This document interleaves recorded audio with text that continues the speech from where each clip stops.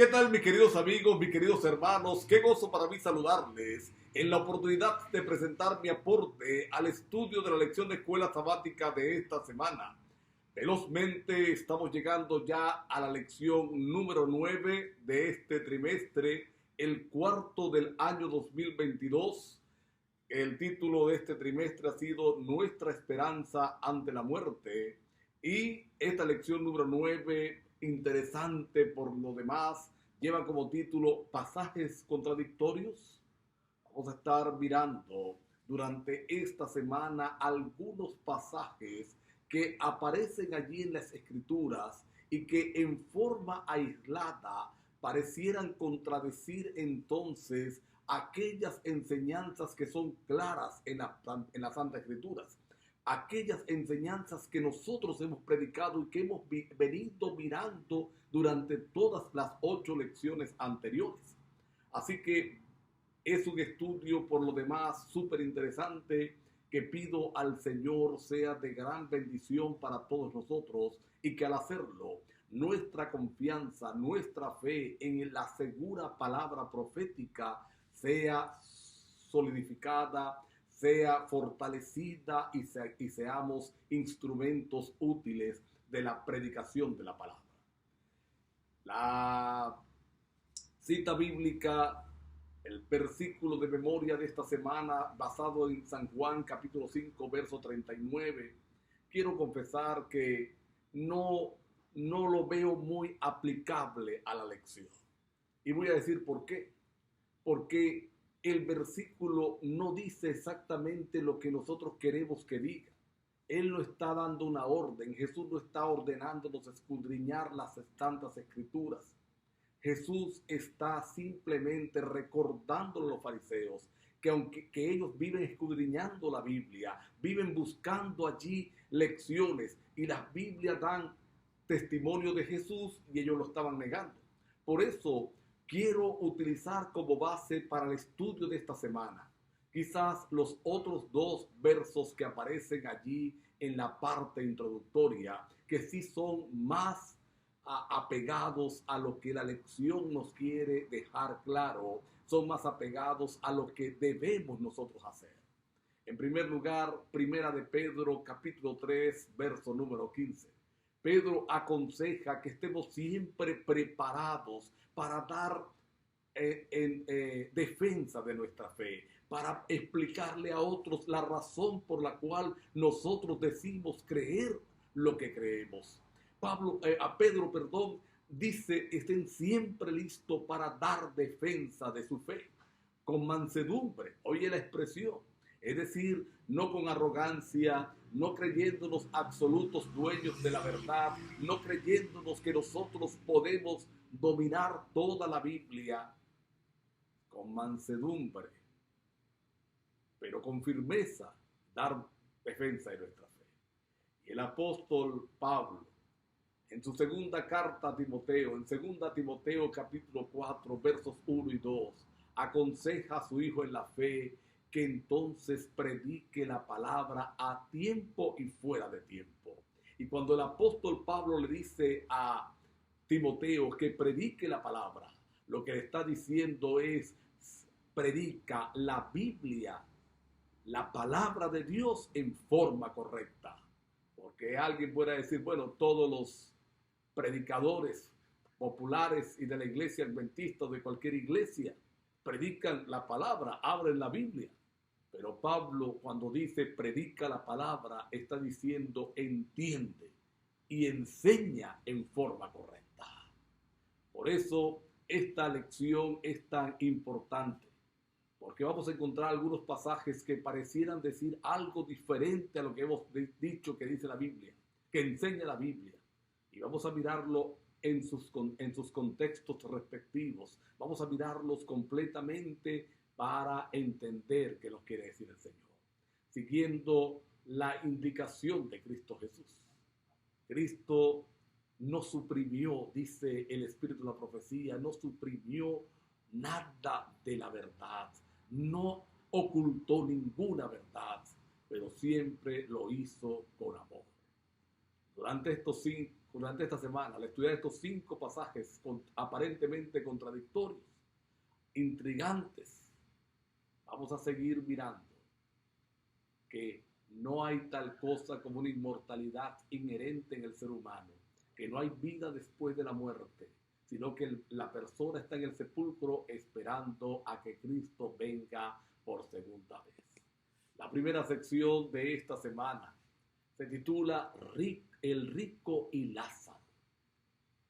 Y es uno de los pasajes más utilizados por aquellos que pretenden decir, o mejor dicho, que dicen que la Biblia pretende decir que hay inmortalidad. Y entonces sacan la parábola dicha por el propio Señor Jesús. Mira, aquí está la verdad, que hay un infierno en primer lugar, porque el rico estaba en el infierno. Hay vida después de la muerte, porque Lázaro y el rico están vivos. Pero vamos a mirar exactamente cuál fue la razón del Señor Jesús al dejarnos esta parábola.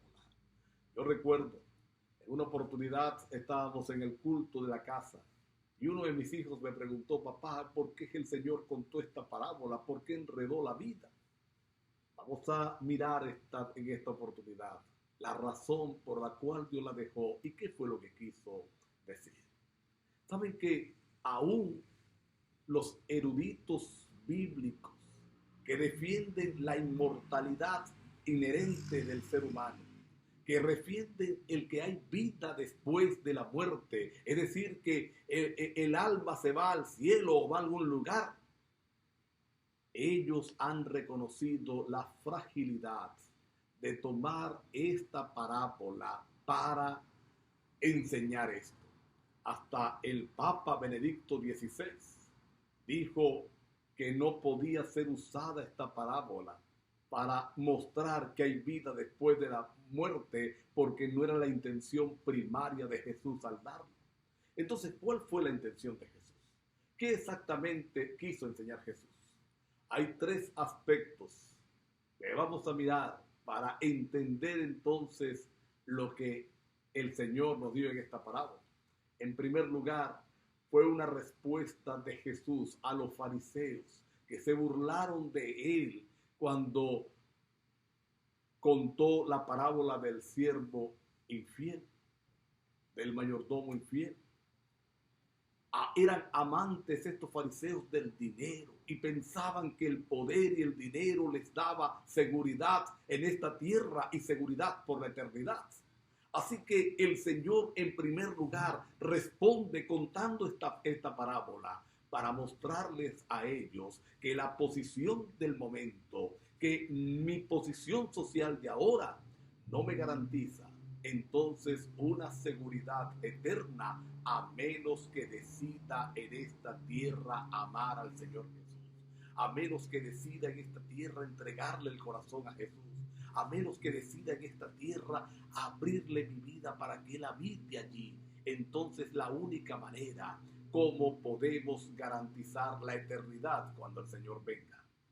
En segundo lugar, estaba basado en las tradiciones. Según el Talmud, había una historia parecida, no tan dramática, de un pobre humillado por el rico. Y el Señor utiliza esas tradiciones para enseñar una tremenda verdad, para enseñar algo cierto. Es que es en esta vida cuando podemos hacer las decisiones.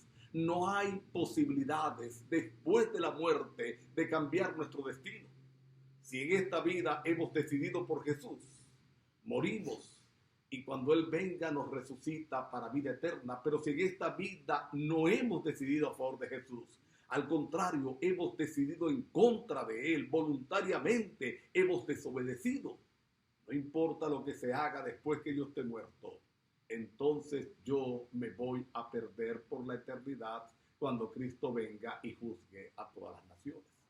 Así que Él está enseñando a través de esta lección, de esta creencia popular, algunas verdades que necesitamos nosotros entender, que necesitamos nosotros saber. Ahora mira Mira, si esta parábola fuera literal, habrían cosas incoherentes. Porque si fuera literal, en primer lugar tendríamos que ver que el cielo y el infierno son vecinos. Están tan cerca que pueden hablar el uno al otro. Están tan cerca que se pueden comunicar desde el infierno al cielo y desde el cielo al infierno responder de una manera sencilla. En segundo lugar, mira que allí estaría el rico ardiendo en llamas y diciendo que mojen su lengua y eso es suficiente. Sería absurdo. Y lo que es peor, entonces mostraría que hay comunicación entre los vivos y los muertos, cosa que el resto de la escritura descarta, cosa que el resto de la escritura más bien dice que no es correcto hacerlo. Por eso nosotros tenemos que entender que esta es una parábola y el Señor ilustra, pero no todos los detalles se aplican a la realidad. Al seguir estudiando tendríamos que mirar también que entonces el cielo no podría ser un lugar de gozo. Apocalipsis 21:4 nos dice que en el cielo ya no habrá más llanto, ni muerte, ni dolor, ni miseria. Y tú te imaginas, si fuera cierto esto, una madre en el cielo viendo a su hijo quemándose eternamente, teniendo la oportunidad de verlo porque según el relato estaban cerquitas, se comunicaban. ¿Podría ser feliz esa mamá? No, definitivamente es una parábola y tenemos que entenderla así a la luz de toda la escritura. Por eso la Biblia se estudia como un todo. Concluyo esta primera sección recordándote, no es quien tú seas, es lo que tú hagas, es las decisiones que tomes ahora, lo que va a garantizar tu destino eterno en la salvación o por contrario, tu perdición por toda la eternidad. Ahora que tenemos vida es que podemos decidir por Jesús. Una segunda sección en esta semana, otro pasaje de esos que les gusta utilizar a esas personas que lo extraen del contexto y lo aplican solito, está en la palabra que el Señor Jesús le dirigió al ladrón en la cruz. El título de esta segunda sección, Hoy conmigo en el paraíso. Es otro de los pasajes más utilizados. El Señor le dice al ladrón, dicen aquellos que malinterpretan la Biblia, le dijo, de cierto te digo que hoy estarás conmigo en el paraíso. Pero definitivamente vamos a entender que esta expresión, esta traducción no es correcta. ¿Qué ocurre con las traducciones? La mayoría de las traducciones o la mayoría de los que intervienen, en las traducciones son eruditos que creen en la inmortalidad inherente en el ser humano. Y en el tiempo antiguo no existían los signos de puntuación. Así que era fácil mover de un lugar el signo para que diga otra cosa. Pero si yo lo comparo con otras acciones de Cristo Jesús, voy a entender que eso no fue lo que le quiso decir al ladrón en la cruz, o no fue eso lo que dijo, mejor dicho. Que dijo fue algo un poco diferente. Por ejemplo, en Juan 20:17, cuando María va al encuentro del Jesús resucitado, él le dice, no me toques, todavía no he subido al Padre. 3 días después, él no había subido al Padre. Entonces, ¿cómo es que el ladrón y él iban a estar ese día en el paraíso? Según Juan 14:1-3, él le dice a los discípulos que la victoria es cuando él venga por segunda vez. Cuando Él regrese, dará vida eterna. Voy a preparar lugar para vosotros. Y cuando yo haya preparado, voy a regresar por ustedes, para que donde yo esté, vosotros también estéis. Así que si el propósito del Señor,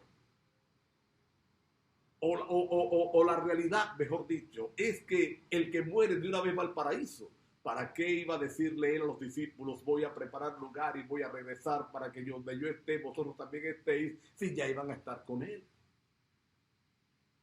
Ahí tenemos dos citas del propio Señor Jesús que nos permiten entender entonces que la traducción no está correcta. Algunos eruditos discuten la posición del adverbio hoy. Si lo vinculan con el verbo siguiente, que es estar, hoy estarás. O vincularlo con el verbo anterior, perdón. O te digo hoy. Pero un estudio concienzudo del libro de Lucas, o de las enseñanzas, o de las escrituras de Lucas, tanto en Lucas como en Hechos, de 14 veces que él utiliza el adverbio hoy, lo va a vincular con el verbo precedente. Es decir, lo que Jesús realmente dijo fue, de cierto te digo hoy, estarás conmigo en el paraíso. En otras palabras, el Señor le estaba asegurando hoy, en ese día, que el triunfo estaba garantizado. El Señor le estaba garantizando en ese día que lo que Él afirmaba era verdad y que cuando Él regresara entre los salvos iba a estar el ladrón en la cruz. De hecho, la Biblia utiliza en muchas oportunidades la expresión hoy para una declaración solemne, para una advertencia solemne. El libro de Deuteronomio está full de citas con eso. Dios te dice hoy. Deuteronomio 4, 26 y 29 es una de estas citas. Deuteronomio 5, 1, 6, 6, 7, 11. Sin duda, el Señor le está diciendo al ladrón, hoy te aseguro que vas a estar conmigo cuando yo regrese por segunda vez.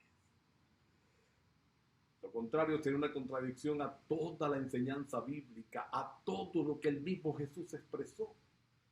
Y es interesante porque eruditos anglicanos, bautistas, entonces reconocen que el Señor no estaba hablando allí de la inmortalidad, sino que estaba haciendo una promesa, que estaba recordándole a ese ladrón que tuvo fe en el último momento que la victoria le estaba garantizada. De cierto te digo hoy, estarás conmigo en el paraíso. Así que el adverbio hoy es vinculado con el verbo precedente, no con el que le sigue, con el verbo de decir. Te digo hoy, estarás conmigo en el paraíso. Una tercera sección, un tercer texto bíblico, pasaje bíblico que pareciera ser contradictorio a las enseñanzas, está en lo que el apóstol Pablo expresó cuando dijo que él deseaba partir y estar con Cristo. Y algunos comentaristas, algunos estudiosos de la Biblia, eruditos, entonces entran en posibles aplicaciones.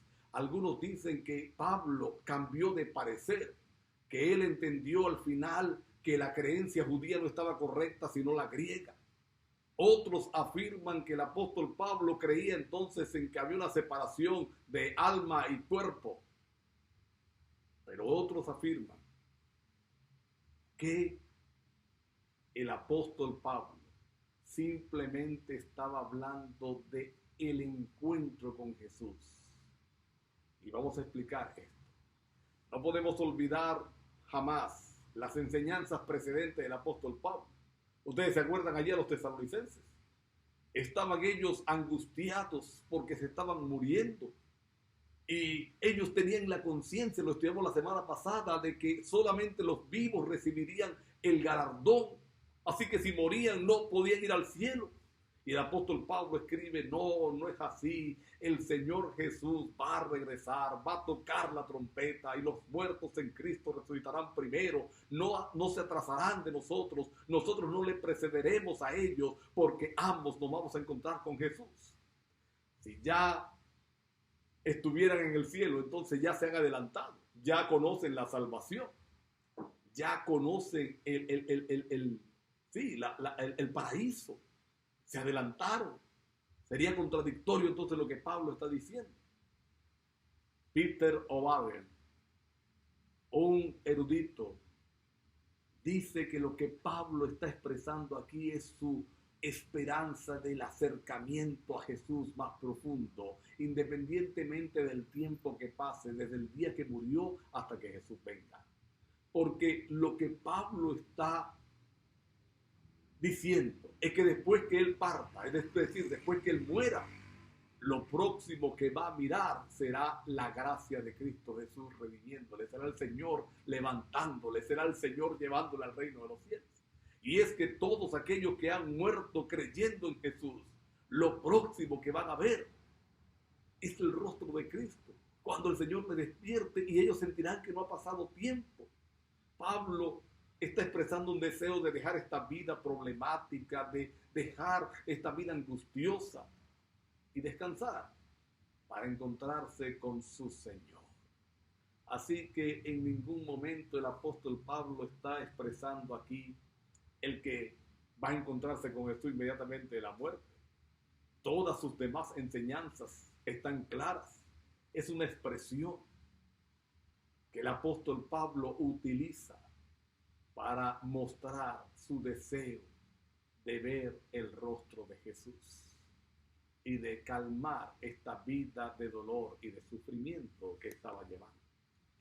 Una cuarta sección, un cuarto pasaje que es utilizado también con frecuencia para distorsionar la enseñanza de la Biblia, es el que vamos a encontrar en esta cuarta sección titulada Predicar a los espíritus encarcelados. La cita primera de Pedro, capítulo 3, versos 18 al 20, donde aparentemente Pedro dice que Jesús, mientras estuvo allí en la tumba, esos 3 días que pasó en la tumba antes de resucitar, entonces fue al infierno, oye qué cosa tan absurda, a predicarle a los antidiluvianos. Lutero decía que era un pasaje oscuro y que realmente él no podía comprender qué fue lo que el apóstol Pedro quiso decir. No era luz para el momento. Ahora, mira la contradicción. Algunos dicen que le predicó a los antidiluvianos, que fue al infierno a predicarle a los antidiluvianos. Ahora, ¿y por qué no le predicó a los otros muertos impíos? ¿Por qué solo a los antidiluvianos? Es una pregunta interesante, ¿no? Los segundos, algunos creen que le predicó fue a los ángeles caídos, pero no a los que se rebelaron con Satanás, sino a los que vinieron después supuestamente y tuercen entonces el pasaje de Génesis donde los hijos de Dios se casaron con las hijas de los hombres y las embarazaron y le hicieron tener hijos.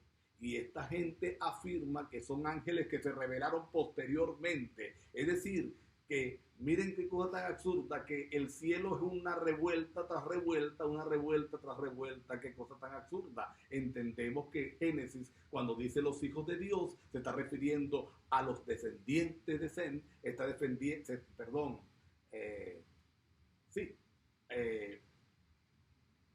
está refiriendo al linaje escogido, y a los hijos de los hombres se está refiriendo a las hijas de Caín, y ellas se unieron, se mezclaron y entonces pervirtieron el mensaje de Dios. Jamás fueron ángeles. ¿Qué fue lo que el apóstol Pedro nos quiso decir?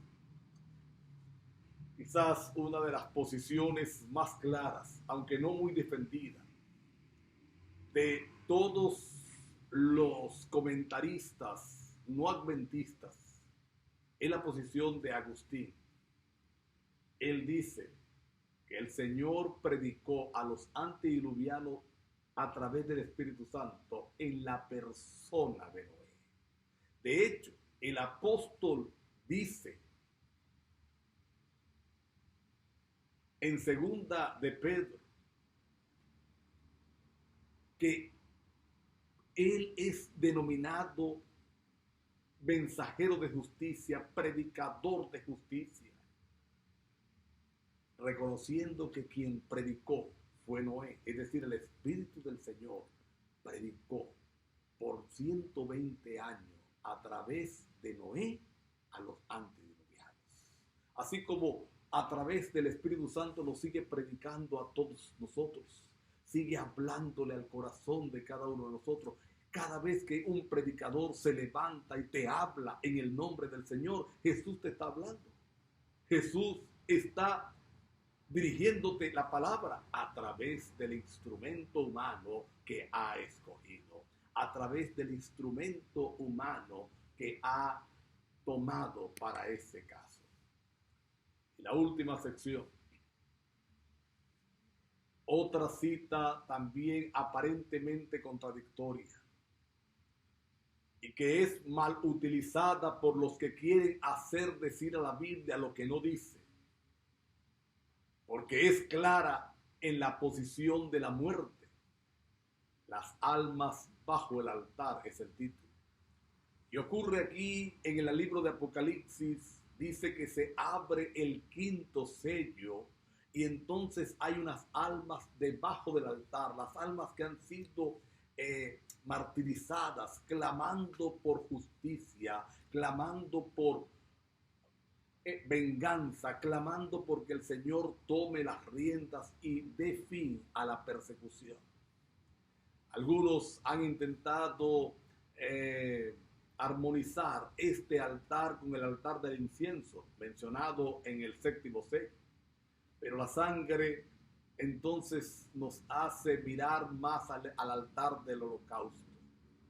Pero sin duda estas almas son simbólicas. El libro de Apocalipsis es un libro de símbolos.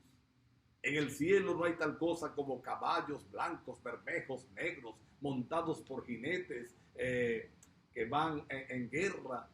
No hay tal cosa, no, los varones no tienen rostros de animales, son símbolos. ¿A quiénes representan? Según el erudito George Ladd, que no es adventista, que está del lado de los que creen en la inmortalidad del alma, dice que no es correcto interpretar esto como el estado de los muertos, que no es correcto utilizar esta cita para hablar de vida después de la muerte, que no es correcto para hablar de un estado transitorio, sino que habla de los que han sido martirizados. La sangre de ellos clama por justicia. Ustedes recuerdan cuando fue el asesinato de Abel. ¿Qué dijo Dios? La sangre de Abel clama. Y no era que la sangre estaba hablando, no era que la sangre estaba allí diciéndole al Señor, Señor, mira que lo que hizo Caín. Es simplemente el Señor tiene presente a todos aquellos que entregan su vida por amor al Señor. Aquellos que han sido martirizados por amor al Señor, el Señor los tiene presente y Él mismo tomará venganza. Él mismo ejecutará sentencia. Ahora imagínense si estas almas están en el altar celestial y están clamando por venganza, quiere decir que todavía no son muy felices allí en el cielo, que no son felices en el cielo. Por eso nosotros necesitamos entonces entender que es simplemente el propósito de esta cita, mostrarnos que Dios tiene el control. Hermanos queridos, quizás este repaso no puede ser suficiente para desarrollar las 5 citas en forma profunda. Pero yo quiero invitarte, quiero desafiarte en el nombre del Señor para que estudies la Biblia, para que estudies la palabra del Señor en oración, profundices en ella y le permitas al Espíritu Santo decirte lo que tiene que decirte. Vamos a orar. Querido Padre, gracias porque tu palabra es clara. Gracias porque tu palabra no tiene discusión. Gracias porque la verdad de la no inmortalidad, la verdad de que no hay vida después de la muerte, de la verdad de que el que muere está en descanso hasta que Cristo venga, se ratifica en todos los pasajes de la Biblia. Gracias, Señor, por ilustrarnos y enseñarnos. En el nombre de Jesús. Amén. Dios les bendiga.